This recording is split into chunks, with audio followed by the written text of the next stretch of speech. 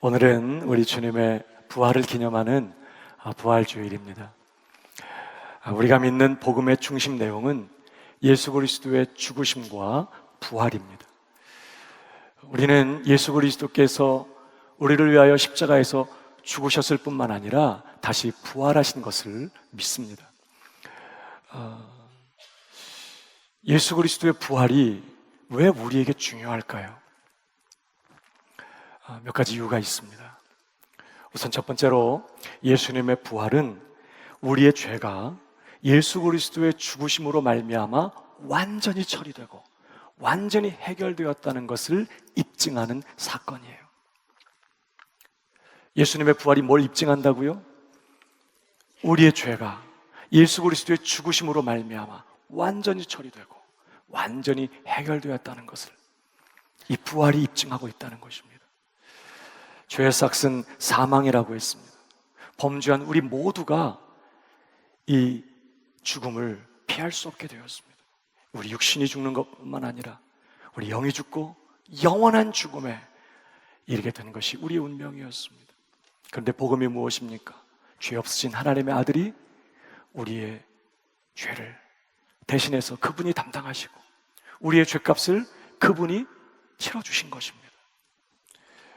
그가 우리를 대신해서 십자가 못 박히셔서 저주를 받으시고 죽임을 당하시고 형벌을 받으시고 심판을 받으시고 죽어 장사되셨어요. 아멘이십니까? 그런데 여러분, 그렇게 예수님께서 우리의 죄값을 친히 치러주셔서 이제 그 죄값이 다 지불된 후에는 예수님이 계속 사망의 고통 아래 매어 계실 필요가 없었던 것입니다. 이제 죄값이 다 치러졌기 때문에 계속해서 사망의 그 고통 안에 묶여 계실 필요가 없는 거예요. 그는 다시 부활하시는 것입니다. 그러니까 그가 부활하셨다는 것은 우리의 죄값이 다 치러지고 우리의 죄값이 다 지불되고 이제 더 이상 우리가 받을 형벌이 남지 않게 되었다는 것을 입증하는 사건이었다 이 말이죠. 만약에 아직도 우리가 치러야 될 죄가 아직도 남아있어서 예수님이 그걸 담당하고 계신다면 그는 지금도 사망 아래 계셔야 되는 거예요. 그런데 그가 다시 살아나셨다는 것은 이제 우리의 죄가 다 처리되고 죄값이 다 지불되고 더 이상 우리가 받아야 될 형벌이 남지 않게 되었다는 것을 입증하는 그러한 사건이 된 것이죠. 그래서 요한일서 1장 9절은 말씀합니다. 같이 읽어보십시다. 시작. 만일 우리가 우리 죄를 자백하면 그는 미쁘시고 의로우사 우리 죄를 사하시며 우리를 모든 불의에서 깨끗하게 하시고, 공의로우신 하나님의 법정 앞에서 우리가 죄를 인정하면, 죄를 자백하면, 내가 그 죄를 범했습니다, 내가 그 죄인입니다 이렇게 인정하면 미쁘시고 의로우신 하나님은 그래서 형벌을 내리는 게 아니라 우리를 어떻게 하신다고요? 용서하신다는 거예요. 왜? 죄값이 치러졌기 때문에 남김없이 철저하게 우리의 모든 죄값이 지불되고 치러졌기 때문에 더 이상 우리가 감당해야 될 형벌이 남지 않았기 때문에 우리가 그 죄인입니다 자백하면 벌을 받는 게 아니라 용서받는단 말이에요. 누가 치르셨다고요? 예수님께서 다 치러주셨어요. 남김없이 예수님께서 우리 죄값을 다 치러주신 것입니다. 아멘이십니까? 그것을 입증하는 사건이 뭐라고요? 부활이란 말, 부활. 그러니까 부활이 없었으면 예수님이 우리 죄값 다 치러주셨는지 확인할 길이 없었단 말이죠. 부활하심으로써 이제 남지 않은 거예요. 다 끝난 것입니다. 아멘이십니까? 더 나아가서 두 번째로 예수님의 부활은 예수님의 완전한 의를 입증하는 사건입니다. 예수님이 완전한 의인이시라는 사실을 입증하는 사건이 바로 예수님의 부활이라는 거예요. 예수님은 공생의 기간 동안 공공연하게 당신 자신이 하나님의 아들이신 것과 그가 그리스도이신 것과 주님이신 것을 그의 말씀과 행하시는 여러 가지 표적을 통해서 직접적으로 혹은 간접적으로 증거하셨습니다. 하나님의 아들이라는 거예요. 하나님의 보내신 그 그리스도가 맞다는 거예요. 모든 사람들이 내게 굴복하고 복종해야 될 내가 바로 그 주님이라는 거예요. 주님이 그것을 공공연하게 증거하셨어요. 그래서 당시 유대 종교 지도자들이 그 예수를 신성 모독죄인으로 몰아붙였습니다. 거짓말장이라는 거예요. 사기꾼이라는 것입니다. 하나님의 아들이 아니면서 자기가 하나님의 아들이라고 주장한다는 거예요. 꼴을 보니까 메시아감이 아닌데 스스로 메시아라고 하며 사람들을 미혹한다는 거예요. 그래서 예수를 십자가에 못 박아 죽였습니다. 나무에 달린 자마다 하나님의 저주를 받았습니다. 그러니까 이왕 죽이는 거 그냥 죽이지 않고 십자가에 못 박아 죽임으로써 하나님의 저주받은 자가 되었다고 하는 그 표를 삼고자 빌라도를 꼬드기고 회유하고 그렇게 해가지고 결국은 예수님을 십자가에 못 박아 죽였습니다. 근데 여러분 사도행전을 보십시오. 2장 23절에 그가 하나님께서 정하신 뜻과 미리 하신 대로 내준 바 되었거늘 너희가 법 없는 자들의 손을 빌려 못 박아 죽였으나 24절 시작 하나님께서 그를 사망의 고통에서 풀어 살리셨으니 이는 그가 사망에 매여 있을 수 없었습니다. 여러분 너희가 예수를 십자가 못 박아 죽였지만 누가 살리셨다고요? 하나님이 그를 다시 살리셨다는 거예요. 너희는 예수가 사기꾼이고 거짓말장이고 신성모독 죄인이라고 몰아붙여서 죽어 마땅한 죄인이라고 몰아붙여서 십자가 못 박아 죽였지만 하나님이 그를 살리셨다. 그 말은 뭐예요? 예수님 그 자신에게는 죽을 죄가 없었다는 것입니다. 그는 사망의 고통에 매어 있을 수 없는 분이셨다는 거예요. 그가 죽으신 것은 우리의 죄를 담당하기 위하여 죽으신 것입니다. 그가 십자가에 못 박혀 죽으시고 저주받고 무덤에 장사되심으로 우리의 죄값이 다 치러진 다음에는 더 이상 예수님이 사망의 고통 아래 계실 이유가 없어요. 왜? 그분 자신에게는 죄가 없기 때문이에요. 더 이상 그분이 치러줘야 될 우리의 죄도 남지 않았을 뿐만 아니라 그분 자신에게 어떠한 죄도 없는 것입니다. 그래서 히브리서 4장 15절을 보십시오. 우리에게 있는 대제사장은 우리의 연약함을 동정하지 못하실 리가 아니요 모든 일에 우리와 똑같이 시험을 받으신 이로되 뭐는 없으시다고요? 죄는 없으시니라. 죄는 하나님께 불순종하는 것이고 죄는 불법이고 하나님의 뜻을 어기는 거예요. 그러나 예수님에게는 죄가 없으셨다는 것입니다. 그는 우리의 죄를 담당하기 위하여 죽으신 거지 그 본인의 죄 때문에 형벌받을 필요가 없었던 분이세요. 그러니까 예수 그리스도의 부활 사건은 하나님께서 친히 예수는 무죄할 뿐만 아니라 그는 완전한 의인이시라는 사실을 하나님께서 친히 입증해 주신 그런 사건이었다는 것입니다. 그러니까 예수님께는 그 어떤 거짓도 없으셨습니다. 그가 주장하신 대로 예수님은 하나님의 아들이 맞았고 그가 주장하신 대로 예수님은 그리스도가 맞았고 그는 주님이 맞으셨던 거예요. 그가 하신 어떤 말씀도 거짓된 말씀이 하나도 없었습니다. 만약에 예수님이 하신 말씀 중에 하나라도 틀렸거나 거짓말이 있거나 뻥이거나 과장됐거나 틀린 게 있었다면 거짓 증언한 것 때문에 예수님 그 자신은 자신의 죄로 다시 부활하는 거 불가능한 것입니다. 사망의 저주를 받으셔야 되는 거예요. 그러나 예수님의 말씀하신 것 중에 그 어떤 것도 틀린 거짓이나 잘못된 게 없었어요. 그가 하신 모든 약속의 말씀, 그가 하신 모든 약속의 말씀, 구하라 주실 것이요 구하는 자에게 좋은 것을 주시지 않겠느냐. 아무것도 염려하지 말고 오직 하나님의 나라와 그의 의를 구하라. 그리하면 이 모든 것 너희에게 더하실 것이다. 나는 부활이요 생명이니 나를 믿는 자는 죽어도 살고 살아서 나를 믿는 자는 영원히 죽지 않을 것이다. 보라 세상 끝날까지 내가 너희와 항상 함께 있으리라. 예수님이 하신 그 어떤 말씀도 거짓되거나 틀릴 말씀이 없었다 이 말이죠. 그의 말씀은 우리가 우리의 전부를 걸고 믿을 수 있는 영원한 진리의 말씀이었다 이 말씀이에요. 그뿐만 아니라 예수님의 행하신 그 어떤 일도 하나님의 뜻에서 어긋난 것이 하나도 없었어요. 내가 하늘에서 내려온 것은 내 뜻을 행하려 함이 아니라 내 아버지의 나를 보내신 아버지의 뜻을 행하려 함이니라.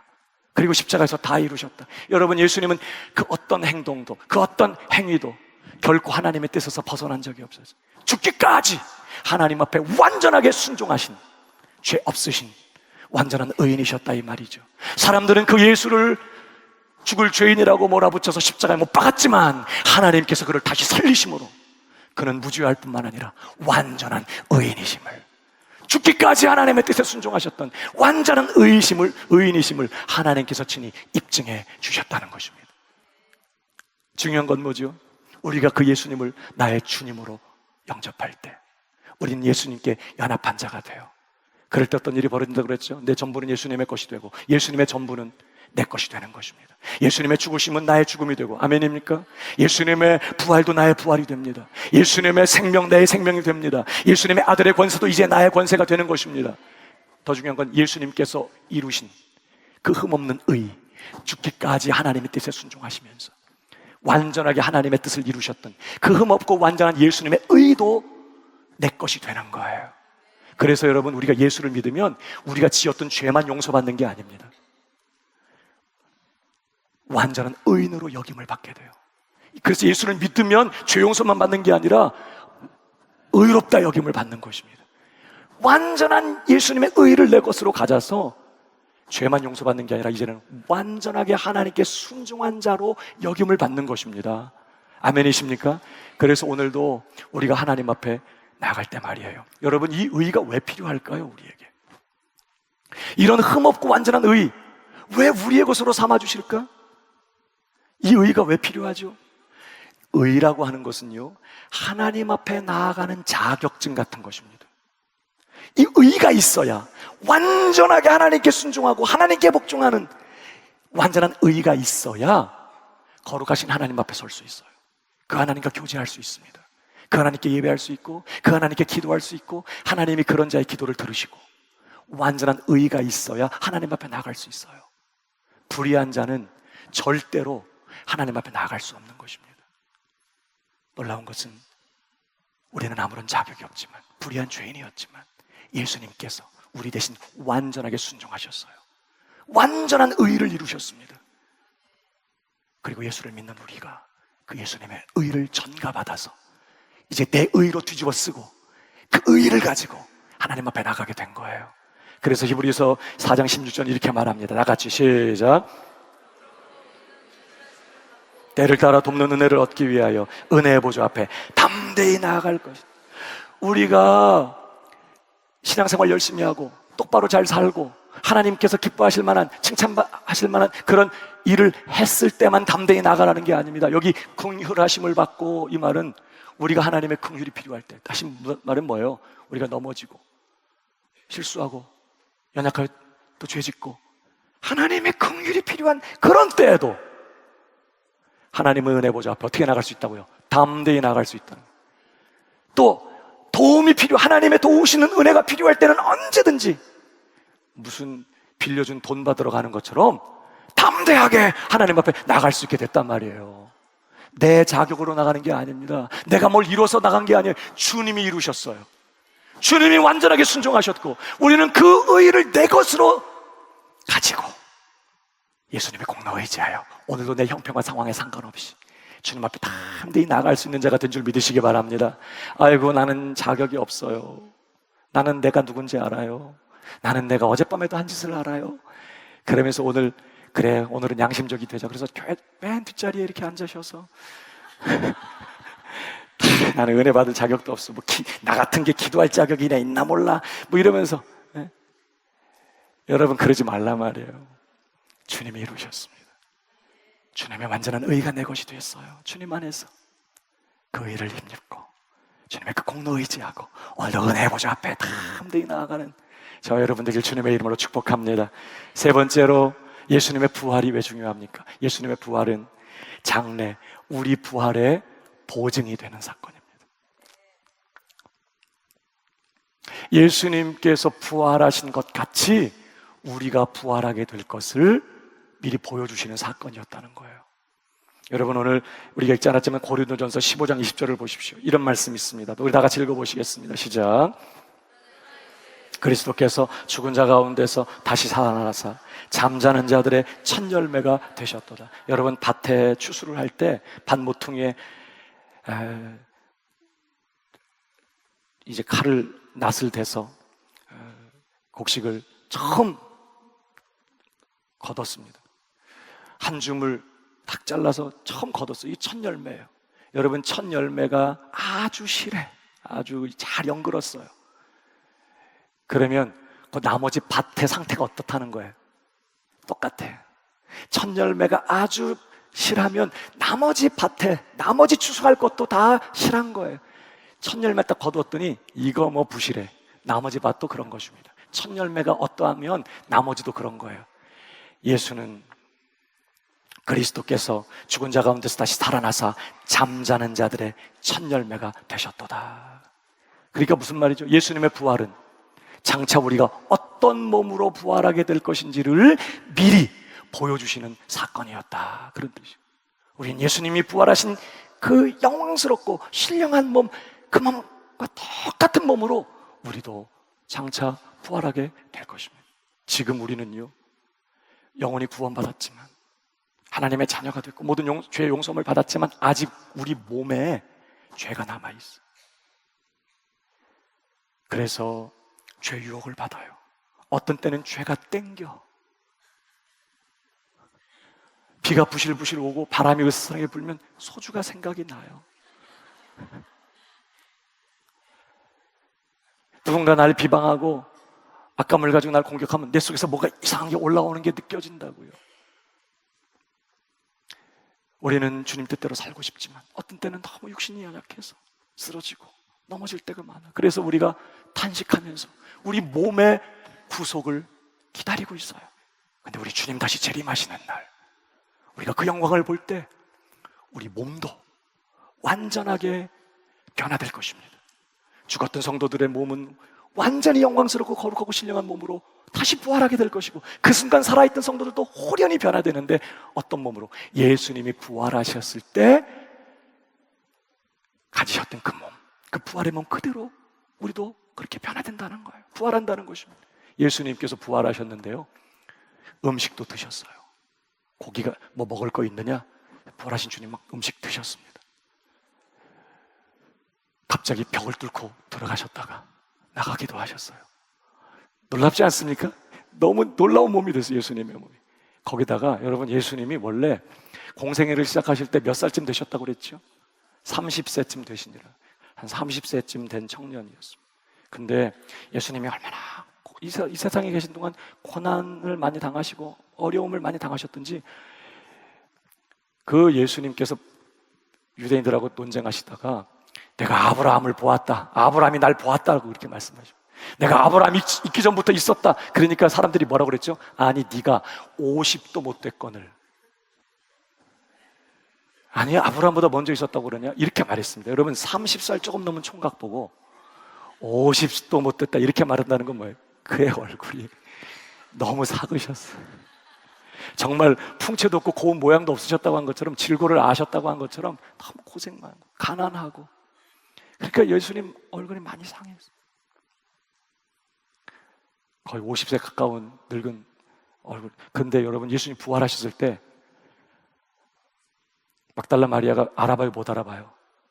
얼마나 그 마리아가 예수님 사랑했는지 몰라. 근데 그 예수님을 못 알아봐요. 변화됐어요. 주름 하나 없는 잡티 죽은 게 완전 제거됐어요.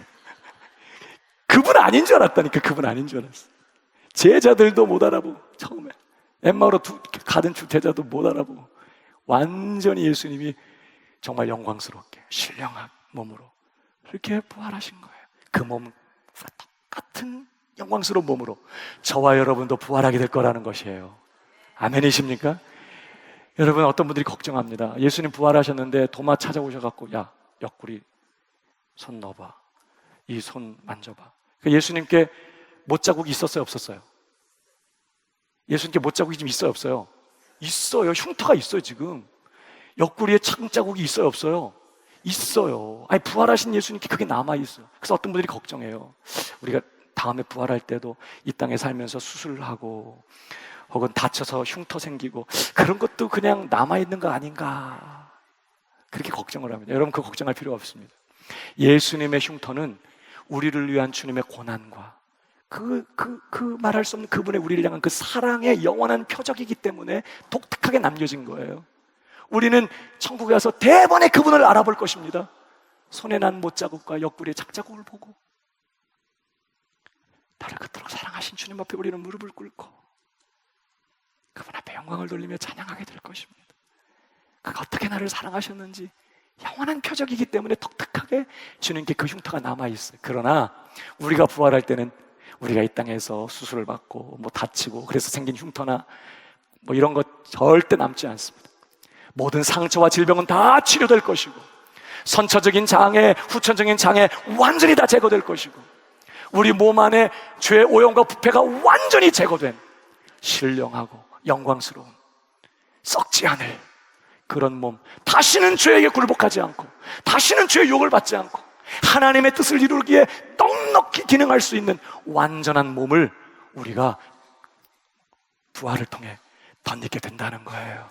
예수님의 부활은 장래 우리가 그렇게 그런 몸으로 부활하게 될 것을 미리 보여주는 그런 사건이기도 했다는 거예요. 그러니까 여러분, 결혼하고 애들 키우면서 몸매 망가지고 뱃살 나오고 얼굴 찌그러지고 뭐 전혀 걱정하지 마요. 기대하시라 개봉박도. 너무너무 아름답고 영광스러운 그런 몸으로 다시 부활하게 될 것을 주님의 부활을 통해 미리 보여주셨다는 것입니다. 여러분, 성경은 이렇게 말합니다. 요한복음 11장 25절을 보십시오. 다 같이 시작. 나는 부활이요 생명이니 나를 믿는 자는 죽어도 살겠고. 아멘이십니까? 그러니까 우리 예수를 믿는 우리 신자들은 이제 더 이상 죽음을 두려워하지 않습니다. 죽음을 이기신, 사망의 권세를 이기신, 다시 부활하신, 영광의 몸으로 다시 사신 예수 그리스도 안에서 우리도 영원한 생명을 받았을 뿐만 아니라 우리도 죽음을 정복한 자들이 되었어요. 죽음이 더 이상 우리를 어떻게 하지 못해요. 죽음이 우리를 덮치지만 죽어도 다시 살아요. 죽음이 우리의 영원한 운명을 어떻게 하지 못해요. 우리의 생애를 어떻게 하지 못합니다. 우리에게 있어서 죽음은 이제 뭐가 됐죠? 영광의 부활에 이르는 관문이 되어버렸어요. 저주와 죽음이 아니라, 영원한 멸망으로 돌아가는 관문이 아니라 영광스러운 부활에 이르는 관문이 됐습니다. 우리는 죽음을 통해서, 육신의 죽음을 통해서 이 썩어질 몸, 이 죄된 몸, 유혹에 쉽게 굴복하고 시험에 자꾸 걸려 넘어지고 마음은 원이로 돼 늘 육신이 약하여 특세도 못하고 뭐 그런 몸, 죽음을 통해서 이 욕된 이 육신의 몸을 벗어버리게 될 것입니다. 그리고 우리는 부활을 통해서 영광스러운 몸을 입게 될 것이에요. 그리고 그 몸을 가지고 새하늘과 새 땅에 들어가 영원히 살게 될 것입니다. 그러니까 빨리 죽자는 얘기는 아니에요. 그러나 죽음을 더 이상 두려워할 필요가 없다 이 말이죠. 죽기를 두려워하면서 피곤하게 세상과 타협하고 살아갈 필요가 이제 더 이상 없게 되어버렸어. 오늘 내게 생명을 주셨다면, 오늘 주님을 위해서, 주님의 영광을 위해서 불꽃처럼 빛나는 인생을 사는 거예요. 그러다가 주님 오라 하시면 아멘입니다. 담대하게 죽음의 요단강 건너가면 되는 것입니다. 그냥 어떻게 해서든지 오래 살려고 그냥 약 다려먹고 그럴 필요, 약은 다 드세요. 근데 그냥 안 죽고 어떻게든 오래 살아보려고 그럴 필요 없어. 오늘을 불꽃처럼 하나님의 영광을 위해 힘있게 살다가 죽음 두려워하지 않고 담대하게 믿음으로 살다가 주님 오라 하시면 영광스럽게 주님 앞에 가면 되는 것이죠. 사랑하는 여러분, 어떻게 우리가 장래에 부활하게 될 것인지, 어떤 몸을 입게 될 것인지를 기대하고 그 부활의 소망 가지고 오늘 죽음 두려워하지 않고 담대하게 믿음의 길을 걸어가는 우리 새순의 성도들 다 되기를 주님의 이름으로 축복합니다. 그러나 여러분, 그렇게 우리 기독교 신앙인들은 예수 그리스도께서 나의 죄를 위하여 십자가에 죽으셨을 뿐만 아니라 그가 부활하신 것을 믿습니다. 그가 죽음에서 부활하셨다는 그 역사적인 사실과 함께 그가 부활하신 그의 부활이 담고 있는 이 위대한 구원의 진리를 우리는 믿습니다. 이 부활의 아침에 저와 여러분의 모든 죄가 예수 그리스도의 십자가의 죽으심으로 말미암아 완전히 처리되고 영원히 처리되고 단번에 처리되고 완전히 끝장난 줄 믿으시기 바랍니다. 예수님께서 홀로 이루신 그 완전한 의의가 부활로 입증된 그 완전한 흠없는 의가 이제 예수 그리스도 안에서 저와 여러분의 것이 된 줄 믿으시기 바랍니다. 그뿐만 아니라 예수님의 부활의 몸과 같은 영광스러운 부활의 몸으로 우리도 부활하게 될 것을 믿고 담대하게 우리 남은 생을 사는 그런 성도가 되기를 주님의 이름으로 축복합니다. 그런데 말입니다, 우리가 예수님의 부활을 믿는다고 할 때는 또 한 가지 우리가 분명하게 기억해야 될 사실이 하나 있어요. 이렇게 예수님의 부활의 역사적인 사실과 함께 그 부활이 갖고 있는 놀라운 어떤 복음의 진리의 내용들도 우리가 확신하고 믿어야 되지만, 우리 또 하나 분명하게 기억해야 될 사실이 있습니다. 그 뭘까요? 부활하신 예수님이 지금도 살아계신다는 것입니다. 그는 다시 죽지 않으셨어요. 부활하셨다가 또 얼마 있다가 또 돌아가시지 않았습니다. 그는 부활하셨고 살아계시고 그는 영원히 살아계시는 분이신 줄 믿으시기 바랍니다. 중요한 것은 그 살아계시는 예수님이 지금 어디 계시죠? 부활하셨을 뿐만 아니라 살아계시고 영원히 살아계시는 그 주님은 지금 어디 계십니까? 로마서는 이렇게 말합니다. 8장 34절을 보십시오. 다 같이 읽어볼까요? 시작. 누가 정죄하리요? 죽으실 뿐 아니라 다시 살아나신 이는 그리스도 예수시니 그는 하나님 우편에 계신 자요 우리를 위하여 간구하시는 자시니라. 그는 영광의 보좌 우편에 앉아 계십니다. 하나님 우편에 그는 앉아 계세요. 하나님께로부터 왕권을 위임받으시고 하나님 나라의 친히 왕이 되셔서 하나님 나라를 친히 통치하고 계십니다. 하나님 우편에 앉아 계세요. 아멘이시죠? 근데 동시에 바로 그 예수님에 대해서 이렇게 설명합니다. 골로새 2장 27절을 보십시오. 한 번 더 읽습니다. 시작. 하나님이 그들로 하여금 이 비밀의 영광이 이방인 가운데 얼마나 풍성한지를 알게 하려 하심이라. 이 비밀은 너희 안에 계신 그리스도시니 곧 영광의, 그 그리스도가 지금 어디 계신다고요? 우리 안에 계신다는 거예요. 하나님 우편에 앉으신 그분이 우리 안에 거하고 계신다는 것입니다. 그렇다면 하나님도 어디 계실까? 우리 안에 계세요. 그 우편에 계신 예수님도 내 안에 계시고, 어떻게 하늘 보좌에 앉으신 예수님이 동시에 내 안에도 계실 수 있을까요?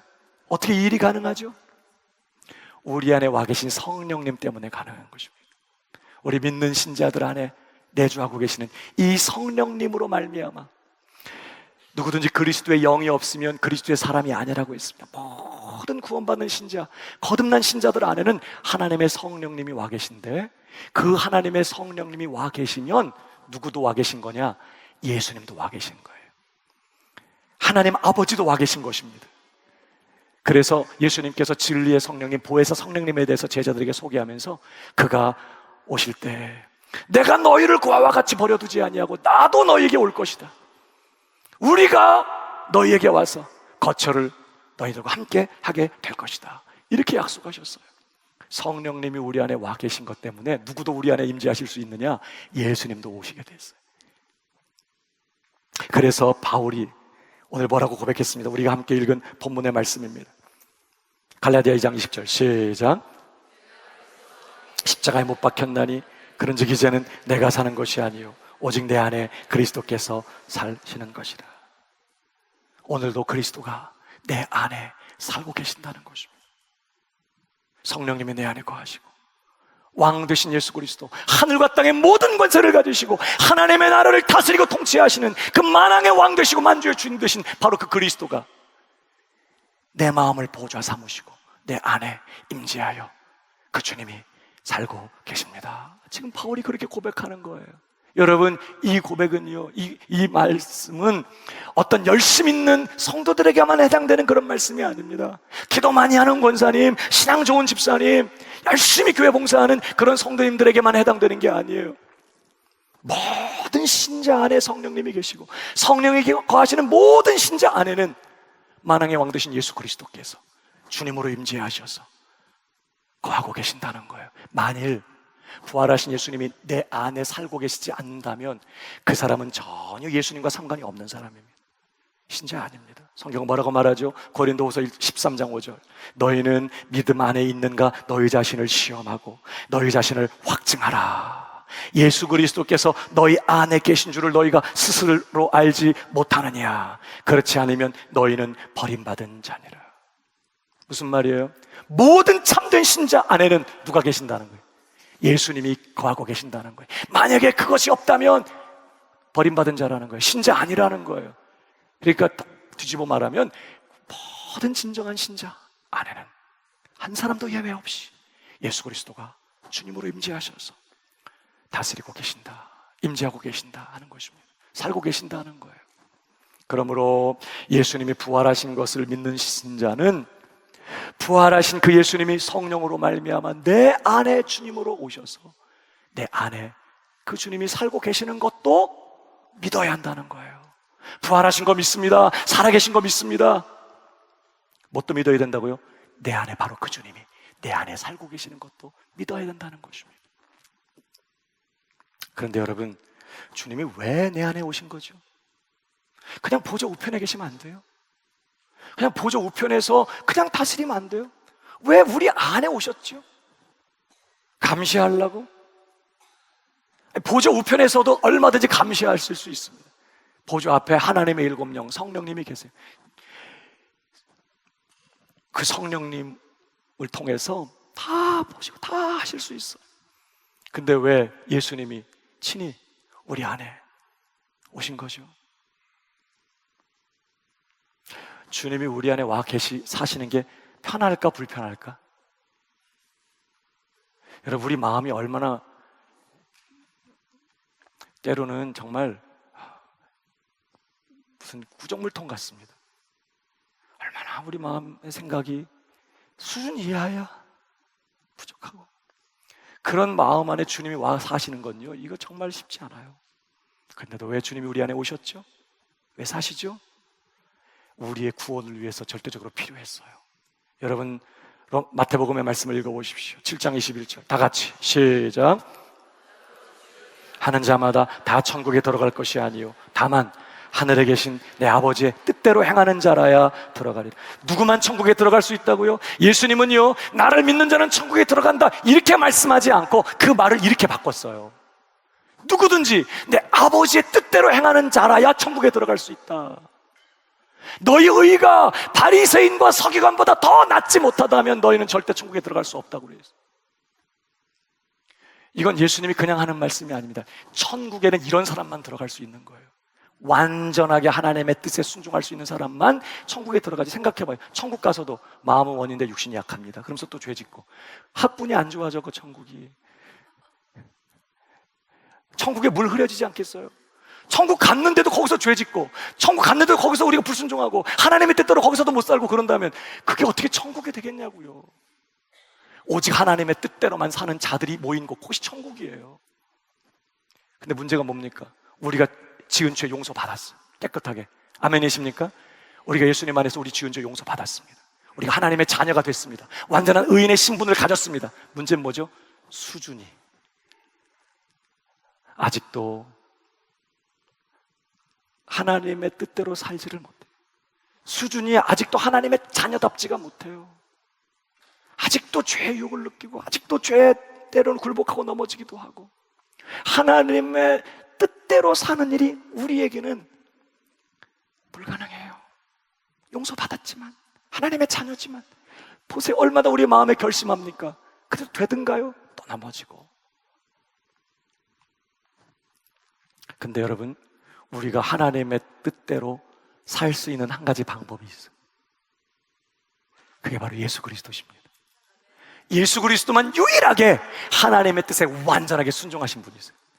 예수 그리스도는 넉넉히 하나님의 뜻을 온전히 다 이루시는 그런 삶을 사신 분이십니다. 그 주님이 내 인생을 직접 운전해 주시면 되지 않을까요? 그 주님이 내 인생을 직접 운전해 주시면 내 인생도 하나님의 뜻을 이루는 인생 되지 않겠어요? 그래서 예수님이 우리 안에 주님으로 임재하시는 거예요.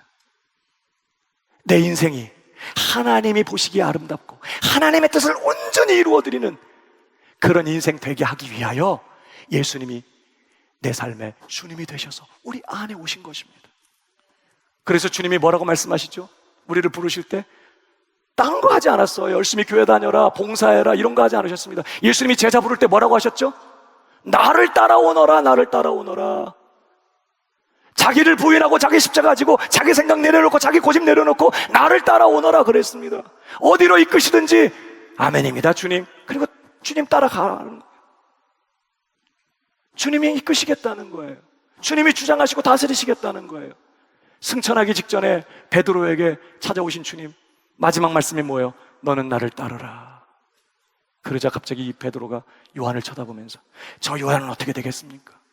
내가 다시 이 세상에 다시 올 때까지 이 세상에 남겨놓는다고 할지라도 너는 무슨 상관이냐? 너는 나를 따르라. 아니, 지금 승천하실 참이에요, 예수님이. 근데 따라오래. 무슨 말이죠? 다시 오실 것입니다, 예수님이. 오순절의 성령으로 다시 오셔서 이제는 베드로 옆이 아닌 베드로 안에 들어오셔서 그의 삶의 완전한 주님이 되셔서 이제는 베드로에게 말씀하시며 베드로를 이끄실 것입니다. 베드로가 할 일은 뭘까요? 그 주님을 따라가는 거예요. 주님을 위해서 뭘 계획하고 주님을 위해서 뭘 하려고 하는 게 아니라 그냥 자기를 포기하고 자기를 부인하고 자기 십자가 지고 뭐예요? 철저하게 나를 내려놓고 내 생각, 내 고집, 내 경험, 내 계획, 내 꿈, 내 야망, 내 나라고 하는 것을 철저하게 땅바닥에 묻어버리고 주님 따라가겠습니다. 순종하겠습니다. 이끄시옵소서 주님. 그리고 주님의 음성에 귀를 기울이고 주님만 따라가면 되는 거예요. 아멘이십니까? 그러니까 우리 안에 임재하신 주님 앞에서 우리가 할 일은 딴 거 아닙니다. 하나님의 뜻대로 행하는 그런 인생 되게 하기 위하여, 천국에 합당한 그런 하나님의 자녀다운 자녀가 되게 하기 위하여 예수님이 내 삶에 찾아오신 거예요. 그 주님께 모든 거 맡기고 우리가 할 일은 딴 거 아닙니다. 그냥 따라가는 거예요. 모든 거 주님께 맡겨드리고 주님의 음성에 귀를 기울이고 내 고집, 내 경험, 내 생각, 내 야망, 나라고 하는 것은 철저하게 포기하고 주님을 따라가는 것이죠. 아무든지 날 따라오려거든 자기를 부인하고 자기 십자가를 지고, 이건 뭐예요? 철저하게 나를 포기하라는, 철저하게 나를 내려놓으라는 거예요. 주님이 말씀하시면 이해가 안 돼도, 할 수 없다고 생각돼도 아멘입니다, 따라가겠습니다, 순종하겠습니다. 내 양은 내 음성을 들으며 나는 저희를 알며 저희는 나를 따르느니라. 그렇게 따라가는 것이죠. 그러면 주님이 이루실 것입니다. 주님이 행하실 거예요. 제가 목사인데 목회가 힘들더라고요. 한때 정말 목회가 하는 게, 교회를 섬기는, 특별히 이민교회를 섬기는 게 쉽지가 않아요. 뭐가 힘드냐? 뭐 설교하고 뭐 기도하고 신방하고 이런 게 힘든 게 아니라 사람들이 안 바뀌어요. 변화가 안 돼. 교회가 성장이 안 돼요. 열심히 소리 고래고래 지르면서 설교하면 사람들이 은혜 받는 게 아니라 시끄러워요, 목사님. 막 그래. 설교 너무 길어서 막 쓰러지고 자빠지고.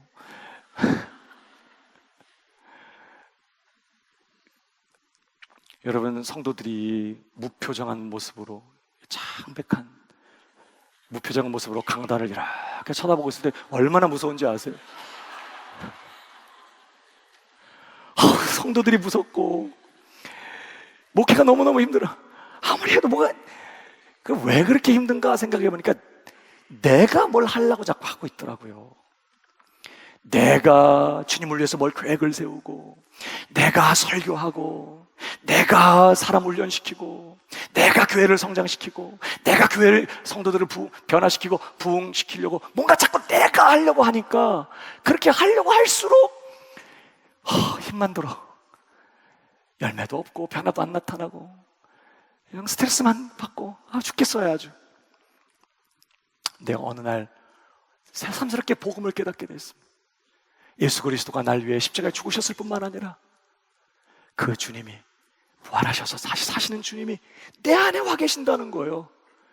새삼스럽게 그 복음을 깨달으면서 그러면 주님이 하시면 되겠네. 주님이 하시면 이제 못 해먹겠네. 이제 내가 주님이 하시면 되겠네. 주님이, 그 생각이 드는 거예요. 그래서 그때부터 주님을 위해서 내가 뭘 하려고 하는 게 아니라 그냥 주님이 하시옵소서, 주님, 제가 어떻게 하면 좋겠습니까? 뭐 할까요, 주님? 어떻게 할까요? 이렇게 주님께 여쭤보면서 그냥 주님이 하시도록 늘 주님께 맡기기 시작했습니다. 제가 설교하지만 주님이 말씀 전하여 주옵소서. 제가 성도들을 만나 신방하고 상담하지만 주님이 그 사람을 만나주세요. 주님이 친히 역사해 주시고 주님이 기름 부어주시고 내가 뭘 하고 있지만 주님이 나타나 주시고 주님이 역사해 주옵소서. 주님, 이제 주님, 난 주님만 따라가겠습니다. 주님, 어떻게 하면 좋겠습니까? 뭐 할까요, 주님?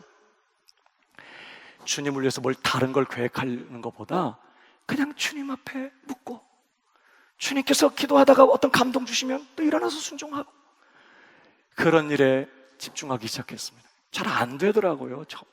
지금도 사실 많은 부분이 연약하지만 잘 안 돼. 그러나 또 주님께 나를 맡기고 내 생각을 내려놓고 주님께 내어드리고 주님께 의지하고 주님 역사해달라고 기도하면서 주님이 주신 감동 가지고 목회를 시작했어요. 그때부터 교회가 사람들이 모이기 시작하더라고요. 사역에 기름 부으심이 나타나기 시작해요. 목회가 이렇게 좀 편안해진 느낌이 들어요. 제가 편안해지니까 성도들도 긴장을 풀기 시작하더라고요. 그러니까 성도들이 인상 쓰고 있는 게 딴 게 내가 막 인상을 쓰니까 성도들이 은혜 받았다고 말하기 시작해요. 특별히 제가 죽순날 완전 설교 오늘은 정말 부끄러워. 너무 설교 오늘 잘 못했어. 뭐 이런 날 어떤 분이 꼭 찾아와요. 카톡을 보내거나 목사님 오늘 큰 은혜 받았어요. 미치겠습니다 진짜. 내가 막 설교 잘한 것 같고 막 그런 날은 그냥 설교 표정은 좋지만 아무 얘기가 없어요. 근데 완전 제가 막 설교 못하고 그런 날 꼭 누가 은혜 받았대. 알았죠. 목사의 상태와 상관없이 주님이 일하시는구나. 주님이 하시면 되는 거구나. 요즘은 더 주님께 맡기려고 하고 더 주님께 의지하려고 하고 주님께 들으려고 하고. 사랑하는 여러분, 부활하신 예수님이 지금 다른 어느 곳에 계시지 않습니다. 그 주님이 오늘 저와 여러분 안에 오셔서 저와 여러분을 주관하시고 이끄시고 인도하시면서 저와 여러분의 삶이 하나님 보시기에 아름답고 하나님의 뜻을 온전히 이루어드리는 복된 인생 되게 하기 위하여 그 천국에 합당한 자녀다운 자녀의 삶이 되게 하기 위하여 그 주님이 저와 여러분의 심령에 저와 여러분 안에 와 계신 줄 믿으시기 바랍니다. 예수님의 부활을 믿는다면, 그가 살아계신 것을 믿는다면 오늘도 누가 내 안에 거하고 계신지를 기억하고 그 주님께 모든 것 맡기고 나를 철저히 포기하고 그분의 음성에 귀를 기울이고 그분만 따라가는 이 일에 실패하지 않는, 그래서 넉넉히 주님의 뜻을 이루어드리는 일에 승리하는 우리 세순의 성도들이 다 되시기를 주님의 이름으로 축복합니다.